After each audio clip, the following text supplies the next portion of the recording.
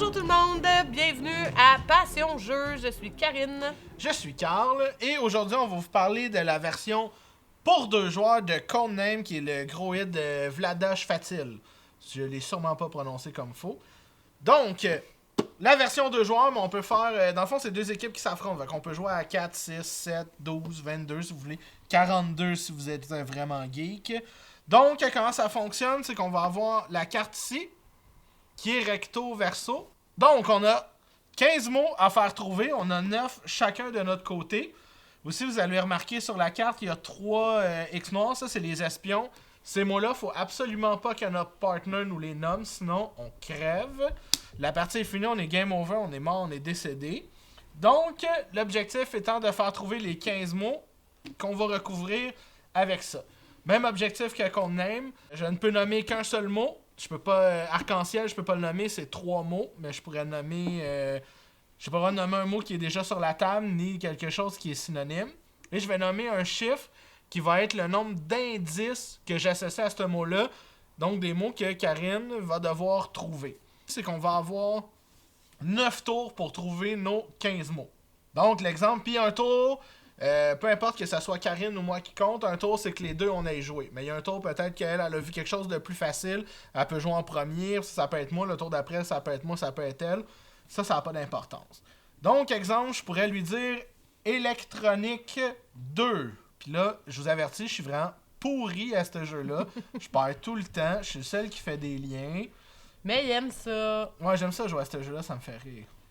Ok, électronique, je vais y aller avec Japon. Excellent. Puis je vais y aller avec... Là, c'est là que je fail d'habitude. Ok, j'espère que c'est ça que t'as trouvé, là. Vas-y. Las Vegas. Non! Oh. Oui! Oui! Yay! Oui! Ok, finalement, c'était pas le lien qu'il avait fait. Mais c'est un bon trouvé. mot. Mais là, en théorie, il faudrait pas que je dise non. Il fallait que je dise oui.